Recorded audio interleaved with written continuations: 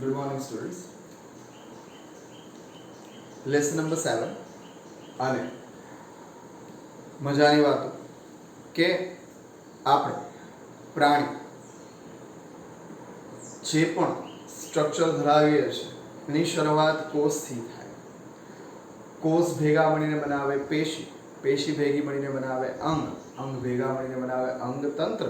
અને આખી સિસ્ટમને શીખવા માટે આપણે પેશીનો આધાર લીધો. સેલ વિશે તો ખબર પડી. તો સર વોટ અબાઉટ ટિશ્યુઝ? પેશીનું શું? અને પેશી માટે આપણે સ્ટાર્ટ કર્યું હતું અને સૌથી પહેલા આપણે એને એકચ્યુઅલ 4 પેશીનો ઉલ્લેખ કર્યો. અધિચ્છદ પેશી જે આવરણ રચતી હોય એવી, કવર કરતી હોય એવી. ધેન કનેક્ટ, બધાને ભેગી રાખતી હોય એવી, એને કહેવામાં સંયોજક પેશી અથવા કનેક્ટિવ ટિશ્યુ. ધેન મસ્કલ સાથે સંકળાયેલી, મસલ સાથે સંકળાયેલી સ્નાયુ પેશી. Than last ચેતાપેશી.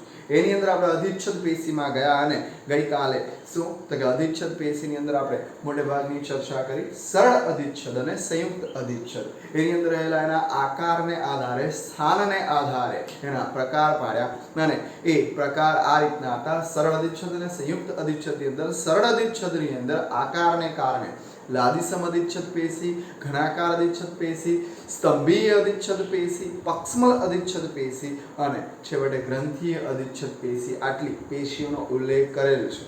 અને ત્યાર પછી આપણે જોઈશું સંયુક્ત અધિચ્છદ પેશી. આ તો લિટલ બીટ દરિયામાંથી ડોલ જેવું છે, થોડું મસ્તું લીધું કહેવાય, બરાબર. અને એ તમારે માઇન્ડ કરવાનું રહેશે. આ નાની નાની વસ્તુઓમાં જે સ્થાન છે એને હું લગભગ એક્સપ્લેન કરી રહ્યો છું જેથી તમને એ વસ્તુનો ખ્યાલ આવે. આ વસ્તુ તમને 16, 17, 18, 19, 20 આ લેસનની અંદર બધી જ વસ્તુઓ પાછી મળશે, પણ એની અંદરની ટિશ્યુઓનો જે ખ્યાલ છે, પેશીઓનો જે ખ્યાલ છે એ ભૂલાઈ જાય. અને એનો મેઇન કોન્સેપ્ટ છે કે આપણા દેહમાં પોલાણ છે એટલે શરીરની 2 સપાટીઓ તૈયાર થાય. એક તો બાહ્ય અધિચ્છદ લાઈક ધેટ, અને સપોઝ જો અંગ હોય, પોલું હોય તો બીજી સપાટી એટલે કે એને કહેવામાં આવે અંત અધિચ્છદ. 10માં કે 9માં દાખલાઓ આવતા યાદ હોય તો કે ભાઈ કોઈ પીપને બહારની બાજુએ કલર કરવાનો ખર્ચ ને અંદરની બાજુએ કલર કરવાનો ખર્ચ, તળિયું અને ઉપરની સપાટી. તે વખતે તમે આ બધી વસ્તુ માઇન્ડ કરતા. તો લાઈક આપણામાં પણ સેમ એવું જ છે. કોઈ પણ ઓર્ગન હશે તો ઓર્ગનની બહારની સપાટી પણ હશે ને ઓર્ગનની અંદરની સપાટી પણ હશે. અંદરના ભાગે પણ પ્રોટેક્શન માટેનું લેયર હશે, એને કહેવામાં અંત અધિચ્છદ, અને બહારનું હશે તો એને કહેવામાં આવશે બાહ્ય અધિચ્છદ. અને બધાને વિશિષ્ટ પ્રકારે શું રક્ષણ પ્રદાન કરેલું છે. રક્ષણ એટલે કે ચોક્કસ લેયર કરેલા છે. અને મોટે ભાગે જે વાત થઈ તે પ્રમાણે આપણે જોયું એક કોષીય સ્તર દ્વારા, અને બીજું જે જોઈશું થોડી વારમાં એ બહુકોષીય સ્તર દ્વારા. વાત કાલની કરી દઈએ તો સર ફ્લેટ સેલ, પૃષ્ઠવક્ષ બાજુએ ચપટા, એને કહેવામાં લાદીસમ અધિચ્છદ પેશી. ઓકે, બરફના ચોસલા જેવા ઘન આકાર તો એને કહેવામાં આવશે ઘનાકાર અધિચ્છદ પેશી. અને ત્યાર પછી થોડા લાંબા અને તળિયાના ભાગે કોષ કેન્દ્ર ધરાવતા હોય એવા એને કહેવામાં આવે સ્તંભાકાર અધિચ્છદ પેશી. અને છેલ્લું તમને ખ્યાલ છે તે પ્રમાણે શું તો કે એની સપાટી પર એ પછી ઘનાકાર હોય કે ચોક્કસ પ્રકારના સ્તંભીય હોય એની સપાટી ઉપર પક્ષમનું આયોજન હોય તો એને કહેવામાં આવશે પક્ષમલ અધિચ્છદ પેશી. અને હવે એ જે બાકી છે તે પૂરી કરી અને પછી આગળ જોઈએ. પક્ષમલ અધિચ્છદ પેશી થોડું બતાવવાનો પ્રયત્ન કર્યો છે, જોઈ લો. ઘનાકાર અને સ્તંભાકાર કોષોની સપાટી પર પક્ષમ જેવી રચના જોવાની મળે તો એ કહેવામાં આવશે પક્ષમલ અધિચ્છદ પેશી. હવે જરા કામની વસ્તુ તે સાંભળવા જોઈએ કે ડિયર, ઘનાકાર અને સ્તંભાકાર કોષોની સપાટી પર પક્ષમ એટલે પાછો ક્વેશ્ચન થશે કે સર પક્ષમની અંતઃસંરચના છે. તો જે લોકો 8મા પાઠ સાથે અવગત છે, 8મા પાઠને ટચ કર્યો છે એ લોકોને ઇશ્યુ નહીં આવશે. હું બોલીશ એટલે ખબર પડી જશે. ઇટ ઇઝ 9+2 અને બીજો એક વર્ડ બોલું છું 9+O.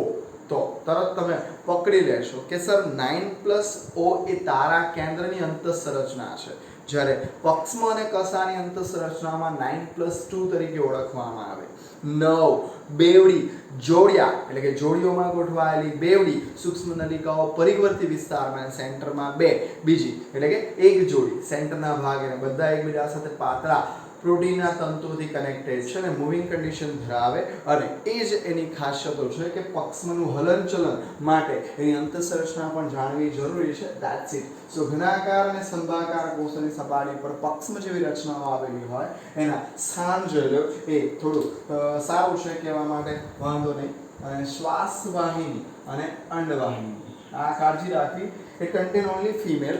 તમારા જે લિંગ ભેદ જોવા છે એમાં નર અને માદા, તો એમાં ફિમેલ પાસે તમને અંડવાહિની પ્રાપ્ત થશે અને એ જ રીતે શ્વાસવાહિની એ બધા પાસે જ છે. કે આપણી પાસે આજે ચોક્કસ પ્રકારના નાસિકા કોટર છે અને ત્યાંથી પછી શરૂ થાય છે આપણી શ્વાસ નળી, ત્યાર પછી બોલવામાં આવે છે શ્વાસવાહિની. અને કેટલીક વાર તમે શરદી દરમિયાન જબરદસ્ત અહીં કળતર જેવું થાય અને આપણે વિશિષ્ટ પ્રકારે એક ઉત્સર્જન બહાર કાઢીએ, એને ગળફો એવો શબ્દ યુઝ કરવામાં આવે. તો એ શ્લેષ્મનો અનુભવ કરાવી રહ્યો છું કે એવો શ્લેષ્મ જન્મે ક્યાંથી અને એ શ્લેષ્મને ખસેડવાનું કામ કોણ કરે? તો કે ચોક્કસ પ્રકારના શ્લેષ્મ તમારી જે વિન્ડ પાઇપ છે એ અંદરના ભાગેથી પોલાણ ધરાવે, એટલે કે શ્વાસનળી પોલી છે, એમાં શ્લેષ્મને ખસેડવા માટે શ્લેષ્મને એક જગ્યાએથી બીજી જગ્યાએ, એટલે એવું નથી કે પ્રવાહ સર્જવાનો, એકદમ લિટલ બીટ, અને એ થોડે ઘણા અંશે શું થતું રહેતું હોય? ખસતું રહેતું હોય. જેમ કે શરદી વખતે તમારી અહીંયા આવેલી ગ્રંથિ દ્વારા સ્રાવ થાય અને ચીકણો સ્રાવ છે, આપણે શરદી કહીએ છીએ કે તમને એક ચેપ લાગ્યો છે, શેનો? તો કે વાયરસનો, અને એને કારણે આ વસ્તુ થશે અને રહીનો વાયરસને કારણે તમને ચોક્કસ પ્રકારના શ્લેષ્મનો સ્રાવ વધી જશે. એ નાસિકા કોટર છે. આ વાત ચાલે છે શ્વાસવાહિની અને એની અંદર ચોક્કસ પ્રકારે આવા શ્લેષ્મને ખસેડવાના કાર્ય માટે અંદરના પોલાણમાં વિશિષ્ટ પ્રકારની અધિચ્છદ પેશીનું આયોજન કર્યું છે, જેની સપાટી પર પક્ષમ જેવી રચના છે. એકદમ સ્મોલ મોમેન્ટ આવશે, એ નદીના પ્રવાહની જેમ વહેવાનું નથી, પણ એકદમ ધીમો પ્રવાહ સ્ટાર્ટ થશે. અને બીજું જોવાનું છે અંડવાહિની. હવે તમે 10th ની અંદર કદાચ શીખીને આવ્યા હશો તો આપણી પાસે જે જગ્યા છે એની અંદર હું હાઇલાઇટ કરું તો ફિમેલ પાસે આવી એક વિશિષ્ટ પ્રકારની અંગ અને અંગ કેવા હશે? અંડપિંડ. આ અંડપિંડની સાથે અંડવાહિની એ ફિઝિકલ કોન્ટેક્ટમાં હોતી નથી. કહેવાનો તાત્પર્ય એ ભૌતિક સંપર્કમાં હોતી નથી, પણ એ આ રીતે શું બીજે છેડે ગર્ભાશય સાથેનું અટેચમેન્ટ છે. સમજવા પૂરતું આ અંડવાહિની અને એની સાથે આ અંડપિંડ. તો અંડપિંડની અંદર મેચ્યુરેશન એજ પર ફિમેલ એક ઓવમ પ્રોડક્શન કરે, એટલે કે અંડકોષનું નિર્માણ કરે અને એ અંડકોષ જોજો ફિઝિકલી કોન્ટેક્ટમાં નથી. ઇન શોર્ટ આ અંડવાહિની, આ મુઠ્ઠી અંડપિંડ એ આમ નથી, આમ નથી, તો એ આમ છે. એટલે આ એની ઉપર ઓવરલેપ છે. આ જે દેખાય છે એના પ્રવર્ધ છે અને પ્રવર્ધ આ રીતે અંડપિંડને શું કરી રાખે? આવી રીતે ફરતે આ ઓવરલેપ થઈ જાય. ઇન શોર્ટ ફિઝિકલ કોન્ટેક્ટમાં તો ન આવે પણ એને ઘેરી રાખે. અને હવે જાણવા જેવું કે આ અંડપિંડમાંથી વિશિષ્ટ પ્રકારે એક અંડકોષનો સ્રાવ થાય અને આ અંડકોષને આપણે ખસેડીને લઈ જવાનો છે ક્યાં? અંડવાહિનીમાં. અને જો અંડવાહિનીમાં જશે તો શુક્રકોષ સાથે મિલન થશે અને ફલનની ઘટના ઘટશે. તો એ પૂર્ણ થવા માટે હવે મેઇન વાત કે આ અંડકોષ ખસીને અંડવાહિનીમાં જવો જોઈએ અને આ અંડવાહિનીમાં જઈ શકે એ માટે વિશિષ્ટ પ્રવાહ સર્જાવો જોઈએ.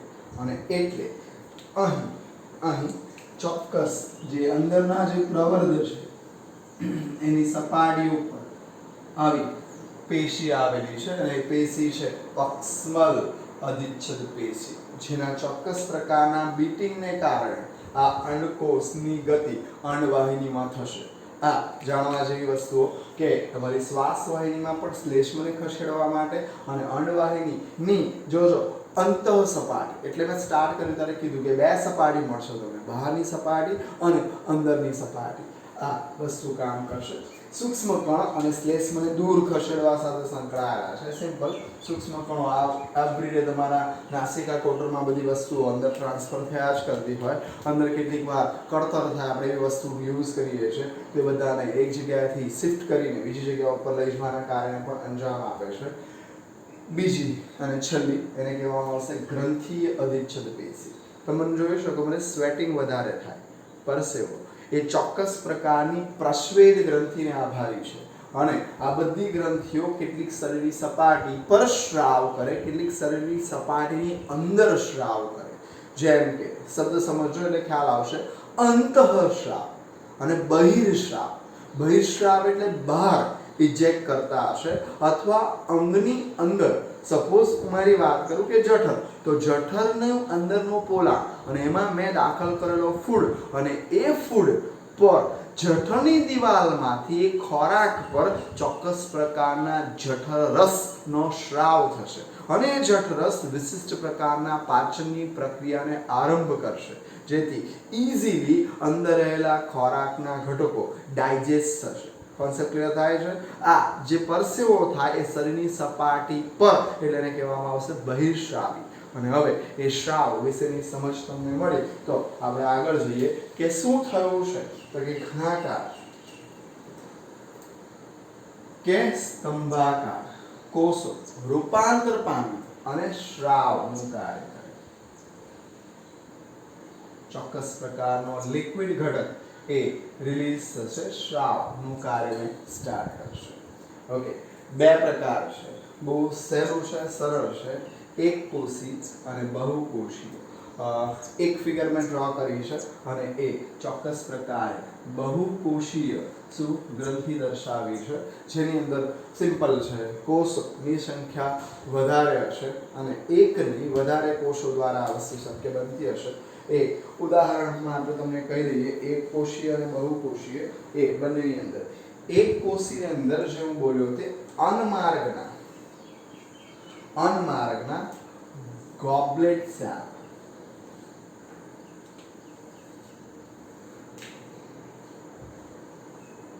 જગ્યાના અભાવે આપણે એ જે એક કોષીય હોય છે એ ચોક્કસ પ્રકારના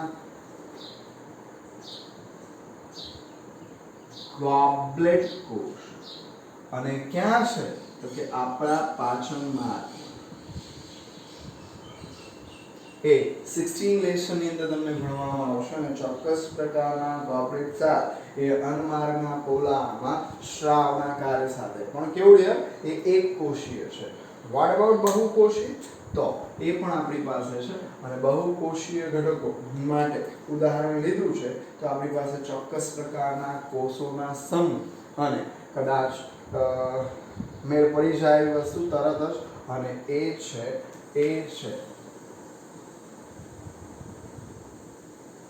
ચોક્કસ લાળના સાથે સંકળાયેલી આ વસ્તુ. ખોરાકને ભીનો કરવા માટે મુખ ગુહાની અંદર આપણી પાસે 3 જોડ, ત્રણ જોડ લાળ ગ્રંથિ આવેલી છે, જેનું એક જ કાર્ય ચોક્કસ પ્રકારના લાળ રસનો સ્રાવ કરવાનો. અને એ એક કોષી નથી, કારણ કે તમે જ અનુભવી શકો કે જથ્થાનું પ્રમાણ બહુ વધારે છે. તો એક કોષી નહીં, બહુકોષી ઘટકો ભેગા મળીને લાળ ગ્રંથિનું નિર્માણ કરે, અને જે શેનો તો કે લાળ રસનો સ્રાવ કરે, જે ખોરાકને ભીનો કરવાના કારણે અંજામ આપશે. ક્લિયર થાય છે? શું કહે છે? ગ્રંથીય અધિચ્છદ, ચોક્કસ પ્રકારની એવી ગ્રંથિઓ કે જે શું કહે છે એ આવશે. અરે બહિર્સ્રાવી, બાહ્યસ્રાવી, અંતઃસ્રાવી. પણ એનું ઇન્ટરનલ સ્ટ્રક્ચર શું? તો કે સર કેટલાકમાં એક જ કોષો પણ આ કાર્ય કરી જાય છે, અને કેટલાકમાં ઘણા બધા કોષો ભેગા મળીને સ્રાવનું કાર્ય કરે. સ્રાવ એટલે મેં ઉદાહરણ આપ્યું કે તમારી આ જે શરીરની સપાટી છે ગમે તે બધાને જ પરસેવાનો ખુદને અનુભવ હશે, અને એની અંદર શરીરની સપાટી પર અચાનક જ અંદરથી એકદમ તમે જોઈ પણ નથી શકતા એવું, પણ શરીરની સપાટી ઉપર એ લિક્વિડ બહાર આવે છે, અને એ વિશિષ્ટ પ્રકારનો સ્વેટ, પરસેવો જે કહીએ તે વસ્તુનો અહીં ઉલ્લેખ કરેલો છે. ક્લિયર?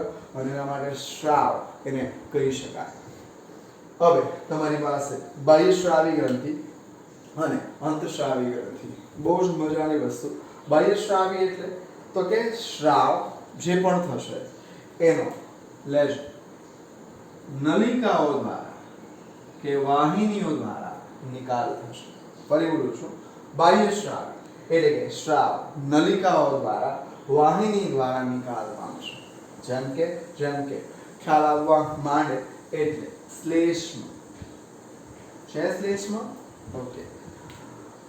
તમારી મુખ ગુહા હંમેશા હવે એક ચીકણા પદાર્થથી આવૃત રહે. તમારો આખો અન્નમાર્ગ છેવટે મળાશય અથવા મળદ્વાર સુધી કમ્પ્લીટ શું કે શ્લેષ્મથી આવૃત છે. સમજો, જો શ્લેષ્મ ન હોત તો ખોરાક આગળ ખસી જ ન શકતે. અને એ જે બહુ સારી બાબત એ શ્લેષ્મને આભારી છે. તમારી લાળ એ પણ ચોક્કસ નાની લાળ વાહિનીઓ દ્વારા વહન પામે છે. કાનનું મીણ સર, મીણ ઓફકોર્સ તમે જ્યારે કાનની અંદર એક બ્રાઉનિશ પદાર્થ જુઓ છો, જેને આપણે દેશી ભાષામાં મોર એવો શબ્દ વાપરીએ છીએ, એ અંદરના ભાગે કોઈ પણ પ્રકારના બહારથી ફૂગ છે, કોઈ હવામાંના રજકણો છે, અન્ય કોઈ પણ ઘટક કાનની અંદર એકદમ ઇન્ટરનલ દાખલ ન થઈ જાય એ પહેલા એ મીણ સાથે ચોંટી જશે, જેને કારણે એ અંદર જઈ શકતા નથી. ઇવન કીડી છે, અન્ય કોઈક સજીવો છે, નાની મચ્છર માખી એ પણ કાનમાં એન્ટર થઈ શકતા નથી. અને વાહિની દ્વારા શું કે ચોક્કસ વાહિની દ્વારા એ નિકાલ પામે છે એવું કહીએ તો ચાલશે. અને એની જ અંદર તમારી પાસે આ રે સિબેશિયસ ગ્લેન્ડ એટલે કે એડ આવે કે તમારી ત્વચા ઓઇલી છે, સ્ટીકી છે, તો એ તમારા દેહ પર શું કે બહારથી લાગતા કોઈને કોઈ ઇન્ફેક્શનથી બચવા માટે આવું ત્વચા તેલ જેવા ઘટકોનો સ્રાવ કરે. જ્યારે તમે નાના હતા ત્યારે તમે સ્કાલ્પ એટલે કે તમારા વાળના તળિયાના ભાગે રહેલી ચોક્કસ પ્રકારની તેલીય ગ્રંથિને કારણે તમારા વાળ ઓટોમેટિકલી શાઇન કરતા. જેમ તમારી ઉંમર વધતી ગઈ, તમારા અલગ પ્રકારના હાનિકારક શેમ્પૂના ઉપયોગને કારણે એ જે ગ્રંથિઓ ખરી એ સુકાઈ ગઈ, જેને કારણે હવે આપણા વાળ લગભગ વૃક્ષ રહે છે અથવા એની અંદર શાઇન નથી, કારણ કે એવી તેલ ગ્રંથિ જે છે એ પતી ગઈ છે. આ જે તમને અન્ય પ્રાણીઓ અને સસ્તનને પણ લાગુ પડશે, તો સસ્તનમાંના અન્ય પ્રાણીઓમાં સમજી શકાય એવું છે, એમાં મનુષ્ય પણ આવી જાય. દૂધ જે સ્તન ગ્રંથિ દ્વારા સ્રાવ કરવામાં આવે અને એ સ્રાવ બાળકના પોષણ માટે છે. અને આ ફાઇનલી છેલ્લે તમને આ ખબર જ છે, પાચક ઉત્સેચકો. તમે એટલા ઉત્સેચકો તમારી સાથે રજૂ કરી શકો, જેમ કે તમારા લાળ ગ્રંથિની અંદર એમાઇલેઝ નામનો એક ઉત્સેચક છે.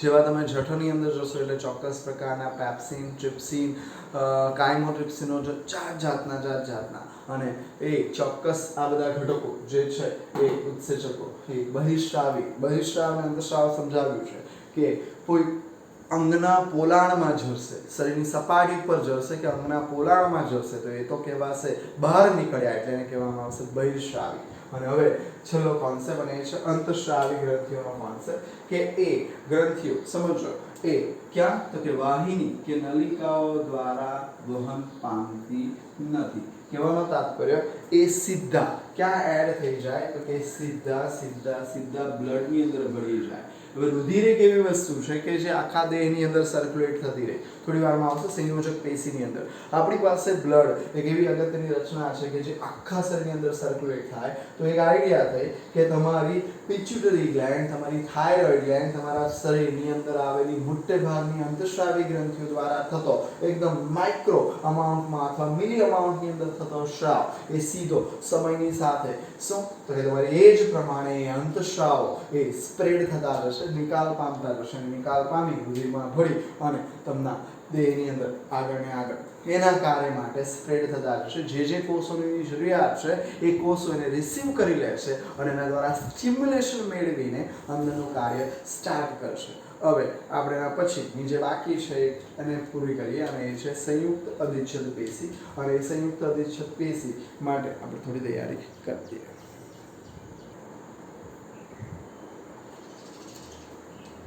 સ્ટુડન્ટ્સ, બીજી સરળ અધિચ્છદ પૂરી કરી અને હવે સંયુક્ત અધિચ્છદ ઉપર જવાના. ફિગર જોઈ લેજો અને એક સમજ મેળવી લેજો કે આધાર કલા પર એક જ કોષોનું સ્તર હતું, જ્યારે અહીં આધાર કલા પર ચોક્કસ એક કરતા વધુ કોષોના સ્તર છે. હવે સાંભળજો જે કહું, શરીરના એવા અંગો કે જો હાઈએસ્ટ ઘસારો લાગે, ઓકે, જેમ કે ત્વચા, જેમ કે મુખ ગુહાનું પોલાણ, આખો પાચન માર્ગ, મળદ્વાર, યુરિન એક્સક્રીટ કરીએ એટલે કે મૂત્ર જનન માર્ગ અથવા મૂત્ર માર્ગ, યકૃતમાંથી સ્રાવ પામતા ચોક્કસ પ્રકારના પાચક ઉત્સેચકો એ યકૃત નલિકાઓ અથવા તો યકૃત સ્વાદુપી નલિકાઓ દ્વારા જઠર અથવા આંતરડાની અંદર સ્રાવ પામે. ઓકે, આંતરડાના શરૂઆતના ભાગ પક્વાશયમાં સ્રાવ પામે. તો સમજવા જો આ જીવન આ કાર્ય ચાલ્યા જ કરે તો શું ઘસારો ન લાગે? ડેફિનેટલી લાગે. હવે ઘસારાના નિવારણ માટે આ બીજી પેશી કામે લાગશે અને એ કહેવામાં આવશે સંયુક્ત અધિચ્છદ પેશી. જેમ કે તમારા હાથ કે શરીરની જે પણ ભાગોમાં ઘસારો લાગતો હશે ત્યાં કોષો નીકળી જતા હશે. તો કોષો નીકળી જાય તો પછી ધીમે ધીમે નવા સેલ જનરેટ નહીં થાય તો મૃત્યુ થવું જોઈએ અથવા એટલો ભાગમાં ખાડો પડી જવો. શું એવું થાય છે? ના. આપણી પાસે વિશિષ્ટ પ્રકારની પેશી છે કે જે આવી મિકેનિઝમ ધરાવે કે જેની અંદર આવી ચોક્કસ અંકુરની સ્તરનું આયોજન છે. અંકુરની સ્તર માલપીડિયન સ્તર તરીકે પણ ઓળખવામાં આવે. ખાસિયત જોજો, જેનું કોષ વિભાજન, સેલ ડિવિઝન, કોષ વિભાજન ખૂબ ઝડપી છે. અને જેવું તમે અહીં એની ઉપર જોશો એટલે ઘણા બધા વૃદ્ધિ પામતા આવા અધિચ્છદીય કોષોના સ્તર છે. જેવા અધિચ્છદીય કોષો ઘસારાને કારણે નીકળી જશે એટલે તરત જ એનું સ્થાન એના પછીના કોષો લઈ લેશે. અગેન એના પછીના કોષો પણ નીકળી જશે તો એના પછીના કોષોનું સ્થાન લઈ લેશે. તમે કહેશો કે સર આવું થવા લાગે તો પછી એક સમય એવો આવે કે આખું લેયર પતી જાય. પણ પહેલા જ કીધું કે એમાં નીચે બેઝ પાર્ટ પર એક ચોક્કસ પ્રકારની આ રચના જેને કહેવામાં આવે શું? અંકુરની સ્તર અથવા એ માલપીડિયન તરીકે ઓળખાય છે. સેલ ડિવિઝન બહુ ફાસ્ટ છે એટલે જેવા કોષો નીકળતા જાય નીચેથી નવા કોષો સર્જાતા જાય. એકદમ કોમ્પેક્ટ, એકદમ ચપોચપ અવસ્થામાં ગોઠવાયેલા હોય. જેવા નીકળે એટલે તરત બીજો એનું સ્થાન લે, ત્રીજો સ્થાન લે, નીચેથી એટલા જ નવા સેલ જન્મતા જાય. વૃદ્ધિ પામતા કોષોની દિશા બતાવેલી છે એટલે જેવા નીકળી જશે બીજા સ્થાન લેશે. જેવા નીકળી જશે ઇન શોર્ટ જેટલો ઘસારો લાગશે એ ઘસારામાં જેટલા પણ કોષો ડેમેજ થશે એ ડેમેજ થયેલા કોષો નવા કોષો દ્વારા પ્રસ્થાપિત થઈ જશે અથવા વિસ્થાપિત થઈ જશે. આ એની મિકેનિઝમ છે. કઈ જગ્યાએ છે? ત્વચાની શુષ્ક સપાટી, you can see here, મુખ ગુહાની ભીની સપાટી, તેમાં પણ છે તમારી કંઠનળી, ટ્રેક, તમારી લાળ ગ્રંથિ, તમારા સ્વાદુપિંડની નલિકાઓ, એની અંદરની સપાટી પર તમે કીધું જ છે બહારની સપાટી, અંદરની સપાટી. તો આ બહારની તો એવી જ રીતે નલિકાની અંદરની સપાટી પર જ્યાં ઘસારો હાઈએસ્ટ લાગે છે એ જગ્યા ઉપર આ વસ્તુ જોવાની મળશે. મેં તમને બીજા પણ ભાગો કીધા તે પ્રમાણે. શું કહે? શોષણ, શ્રાવ, તે સિવાય આર્ય શબ્દ શું કહે છે? યાંત્રિક આવી ગયું અને રાસાયણિક તાણ સામે વસ્તુને રક્ષણ આપશે. જો રક્ષણ, પ્રોટેક્શન કઈ રીતે?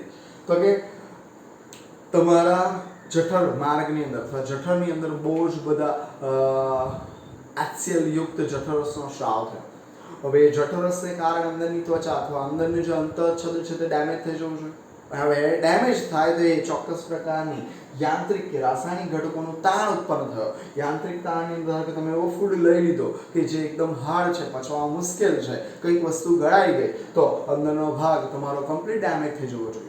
પણ એવું થતું નથી કારણ કે આ ચોક્કસ પ્રકારની પેશી એની અંદરના કોષો શું કે રિમૂવ તો થઈ જાય પણ તરત પાછા જનરેટ થઈ જાય. થોડા સમયમાં એ ઘા રૂઝાઈ જાય. તમારું તાળું દાજી ગયા હો એટલે કે વરાળથી તો થોડા દિવસોમાં અથવા થોડા 1 કે 2 દિવસની અંદર ફરી પાછું જેવું એઝ ઇટ ઇઝ થઈ જાય. તમને ખબર ન પડે કે આપણે અહીંયા દાજેલા હતા. સો આ કાર્ય અને અધિચ્છદ પેશી ઇન જનરલ બધી જ જોઈ લેવાની છે. એની અંદર 3 પ્રકારના જોડાણ તમને મળશે.